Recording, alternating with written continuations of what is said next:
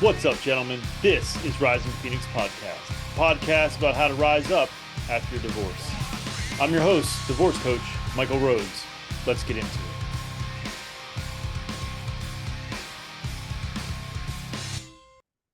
Hello and welcome to the show. This is episode 119. This is going to be another solo episode, and I'm going to cover being vulnerable and setting boundaries.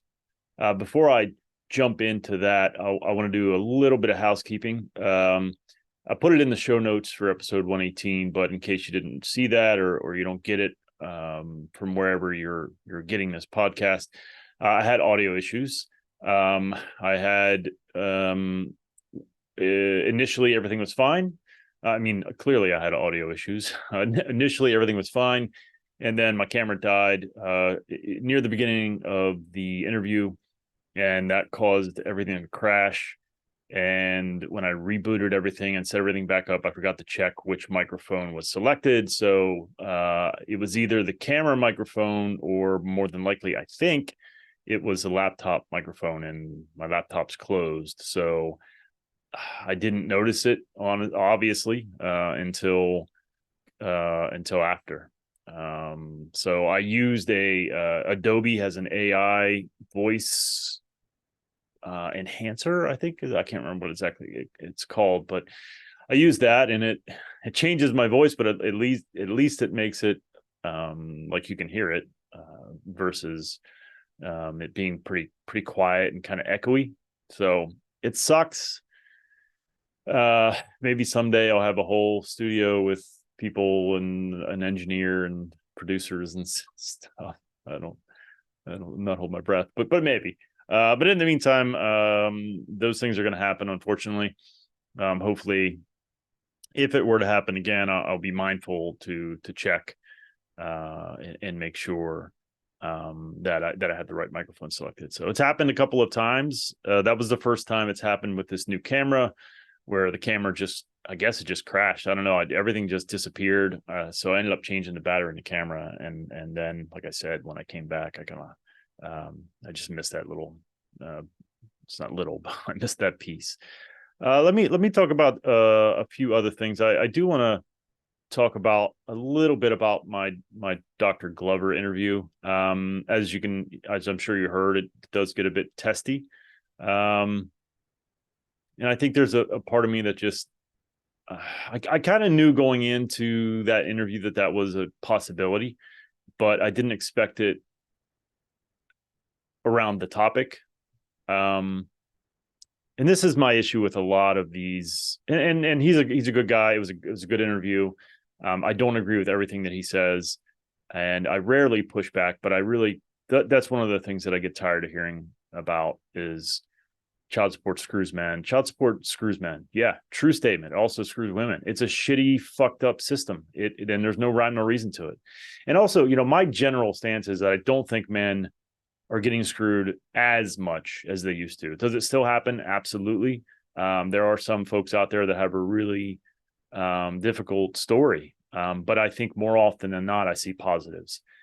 And I would rather talk about those than the negatives, because I think if you're starting this process out and everyone tells you that men are screwed, I don't know how hard you would fight to maintain custody or to get sole custody. These things happen. I've interviewed people, so it's not unheard of. And I'd rather talk about those positive things. Now, that doesn't mean that you can just sit on your ass and hope for those positive things to come. But I do think it's more beneficial to put out into the world the positive stories than the negative ones. And so that's why I kind of, and the other thing, as I indicated with that interview, is the other thing that really bothers me is no one gives a solution. They just bitch and complain about it. Well, okay, what's your solution? And if you don't have one, then what are you doing? You're just throwing red meat to people.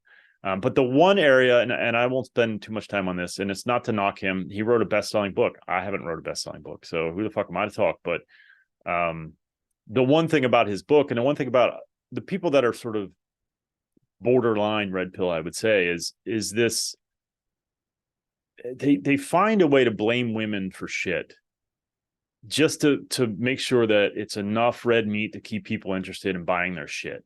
But he says that essentially there's a lot of nice guys because women raised us. That's just a crock of horse shit. First of all, I'm a Gen Xer.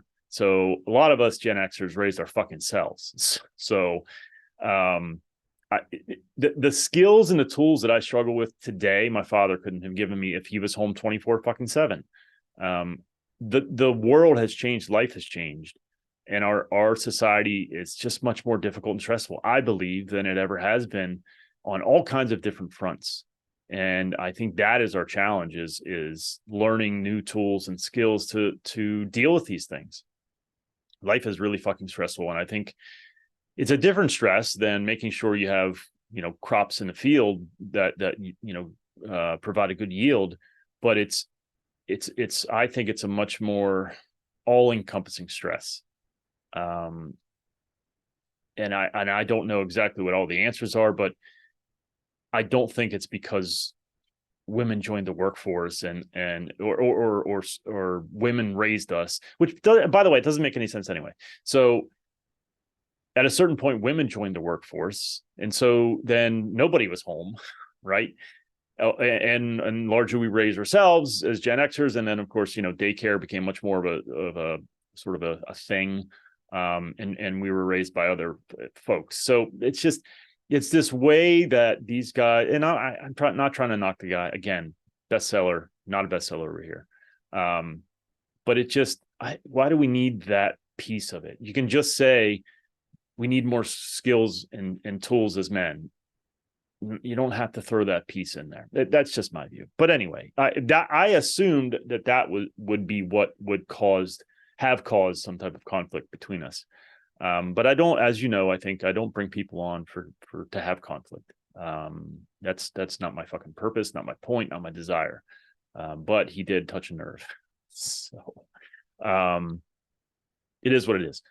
I think that's the only sort of housekeeping to discuss at the moment. I don't think there's anything else. So let's just dive into the topics at hand. Being vulnerable and setting boundaries. Being vulnerable, I think, is incredibly important in this journey, because you have to embrace these emotions. So that means you have to be vulnerable, and you have to express it. You have to get it out. You have to talk to folks. It's an important and necessary step in healing. What I will caution you, and I hate to say this, normally I'm not a very cynical man. At least I don't think I am.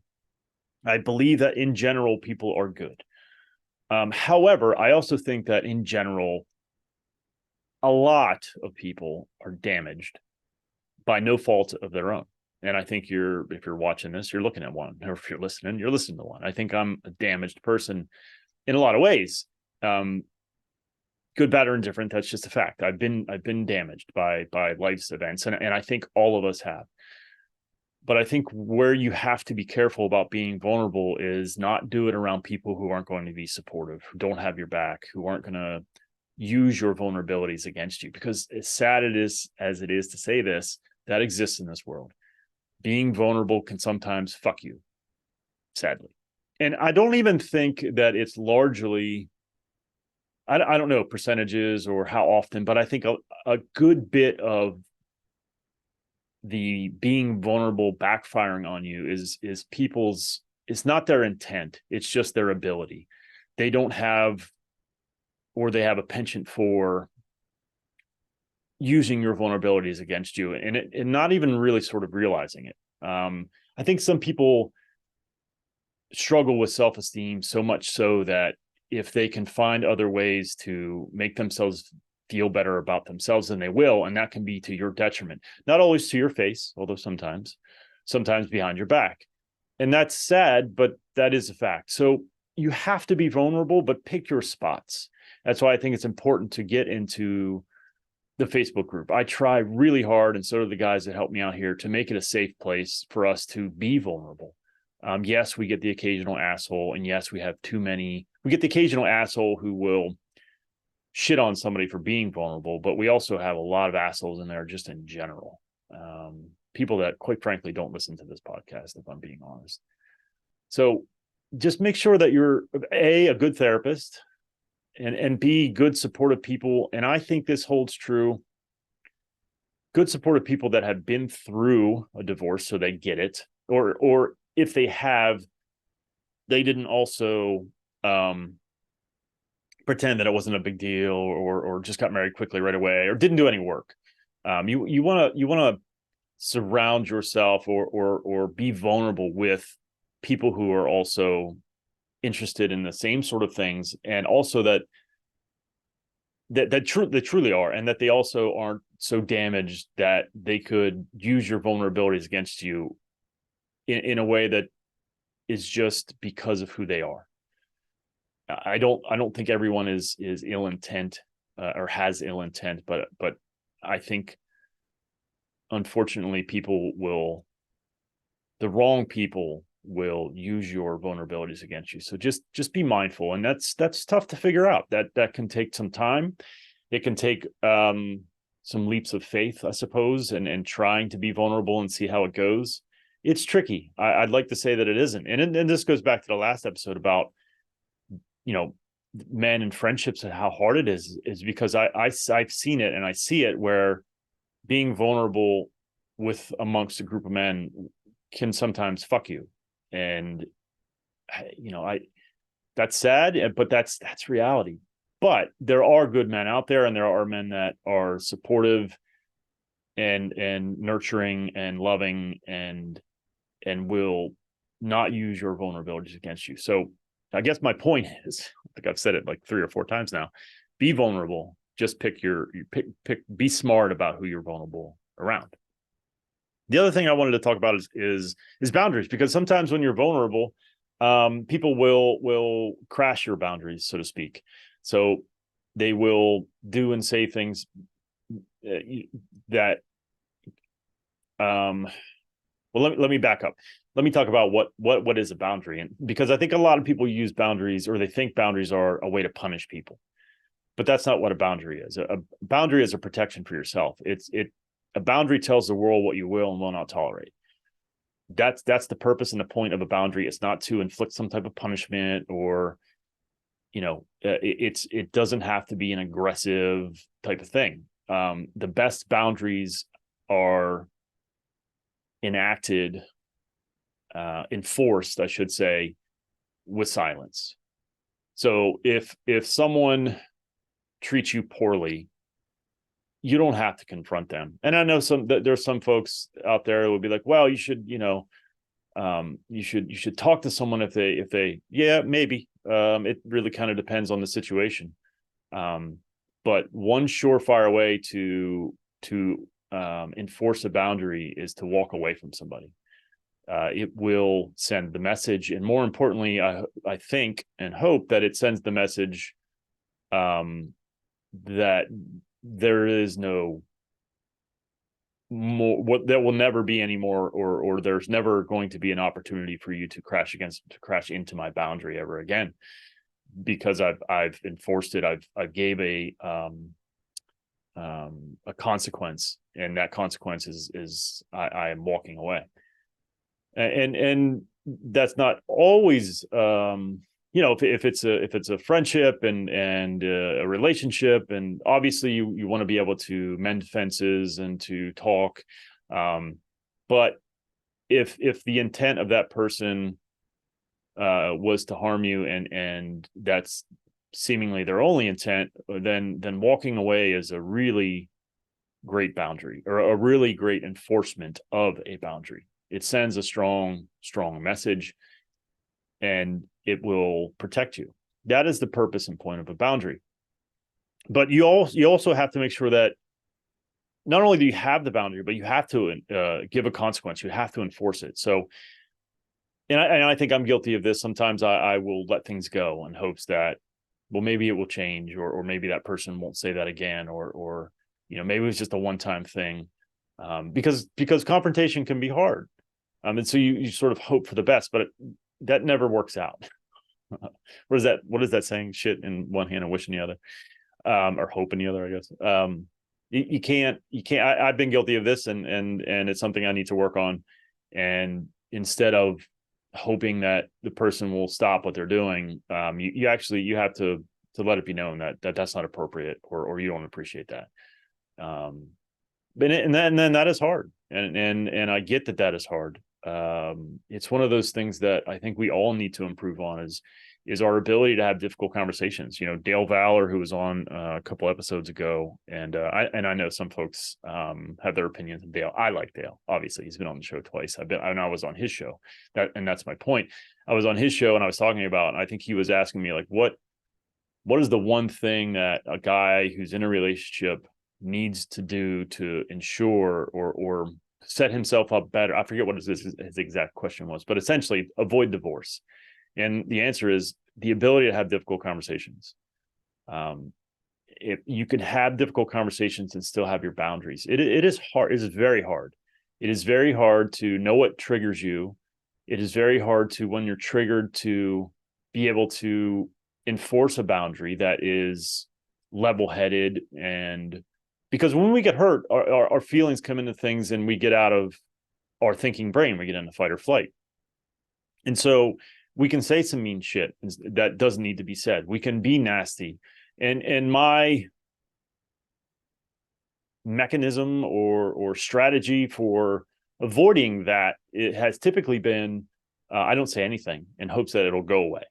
Well, that just doesn't happen.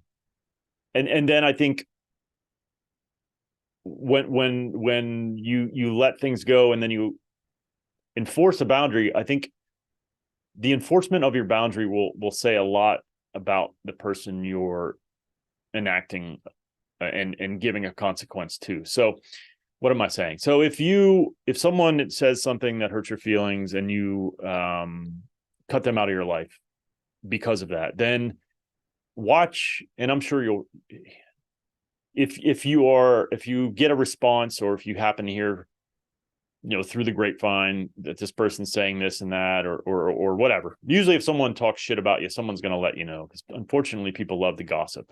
I'm a bit guilty of it myself, and I really don't want to. That's not something I'm interested in anymore.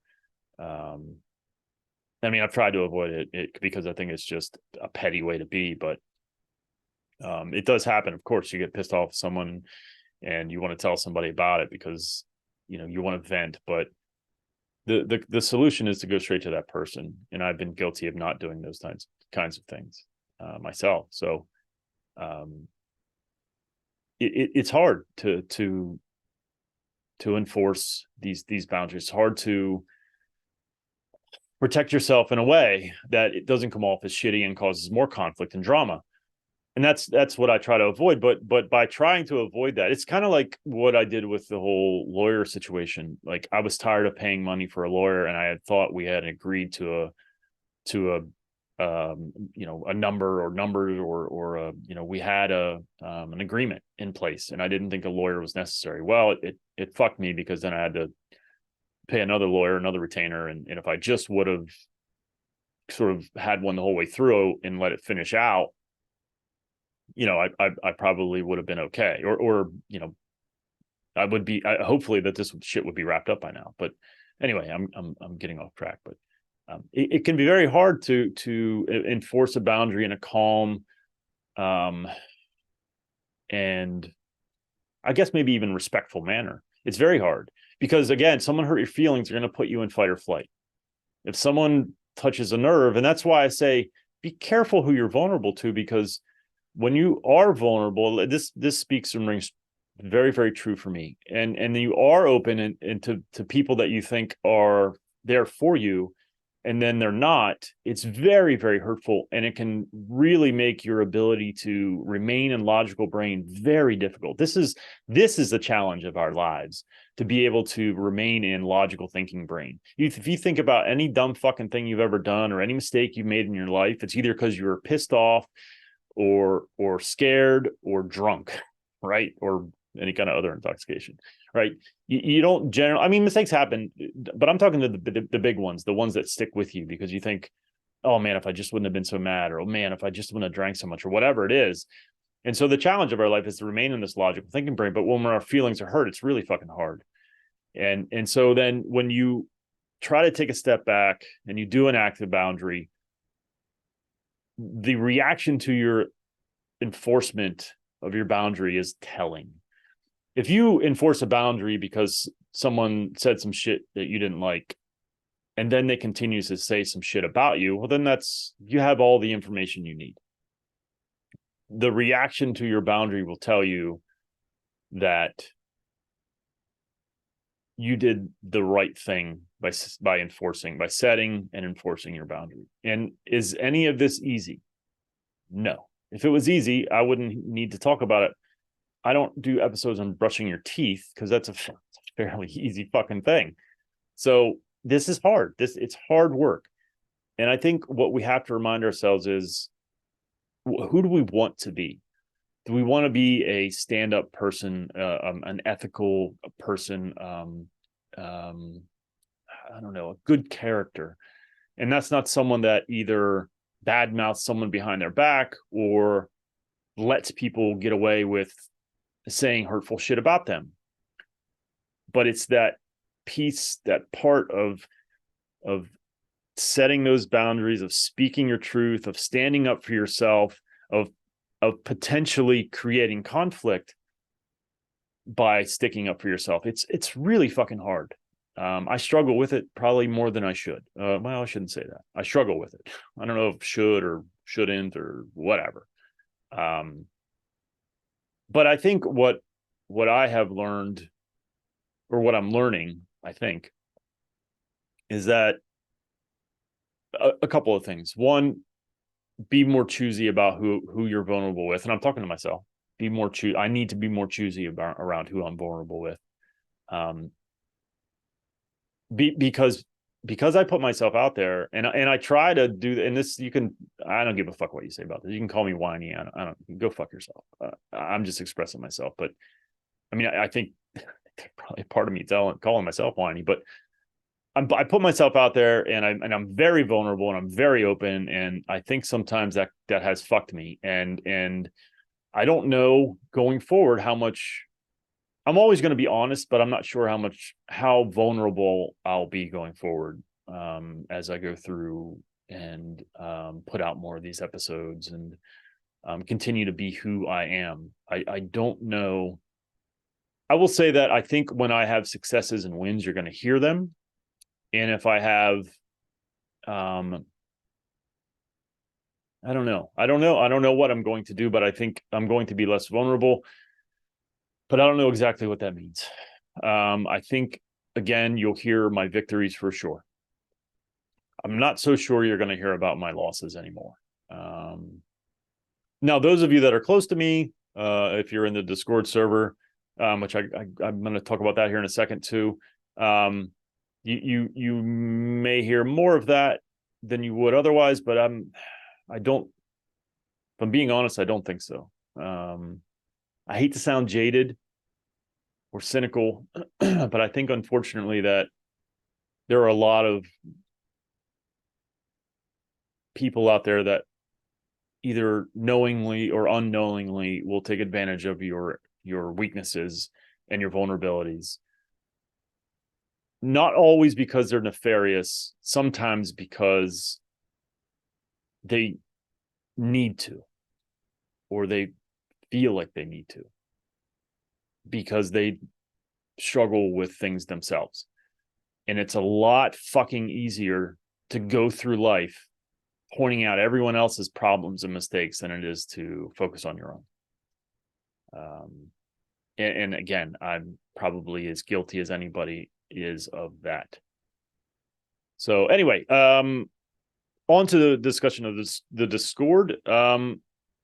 We have weekly meetings in the Discord. I have not been attending. I need to stop that. I need to start attending meetings. I'm going to look at either Wednesday or Thursday nights. Wednesday night, there's a standing meeting already. I don't know, either Wednesday or Thursday, because those are the nights that I don't have my children. Obviously, travel can fuck with that, but I need to recommit to doing meetings again. I was talking about this the other day. I have a bit of a sort of a PTSD with meetings. And I won't go into details, but I've struggled with wanting to be in these meetings, and I need to take a closer look at that and remind myself why I started all of this shit, and that is to help. And I think when I try to do all these different things, sometimes things have to take a back seat, and perhaps it's time to move and shuffle some things around and change some of my focuses or focus a little bit. So I think what I'm going to do is not just do standard meetings where we just bullshit. I think it will be sort of themed meetings, and we'll probably go through my program. Week 1 is this, and this is our Wednesday night meeting. Next week we're going to cover Michael's week 1 of his program, and we're going to talk about narrative therapy and how you can help it or how you can use it to help you. I feel like I need to get back to some of my roots and why I started all this. And I just wanted to help, and that's all I want to do. And I feel like maybe I've tried to do too many things, or I focused on the wrong things perhaps, or again, I think part of it is, being so open and vulnerable. And I don't know if backfiring is the right word, but having it, maybe backfire is the right word. So I need to make sure I'm surrounding myself with folks that have the same intent and goal as I do, and no other agendas or ideas. So I think that's it. I thank all of you again for listening. I will continue to put these things out as best I can. I was planning on putting the Dr. Lauren episode out last week, but then I realized the audio problems, and I had to do a whole bunch of editing and trying to fix it, and it took a while. I think I actually finished it Friday night, Saturday night. I'm not sure. This weekend went way too fucking fast, as they all do. But as you can see, I'm wearing my Steelers jersey. Sorry for those of you that aren't Steelers fans. I say sorry because I'm sorry you're not a fan of the greatest football team in the history of the NFL. And it was a victory Sunday is always a good thing. So that's all I got. Again, if you need anything, hit me up. If you're interested in the Discord or working with me as a coach, just hit me up. You can find me on Facebook or Rising Phoenix Podcast 2020 @gmail.com. Until next time, take care of yourselves and take care of each other.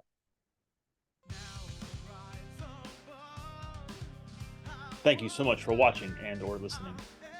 Since my separation in July of 2019, I have done an incredible amount of work on myself. I've had many different therapists, life coaches, and went through different programs. I've taken all that I've learned and put it into my own program called Forged by Fire. If you are interested in having me help you navigate your divorce, please hit my website, risingphoenixdivorcecoach.com. I look forward to working with you.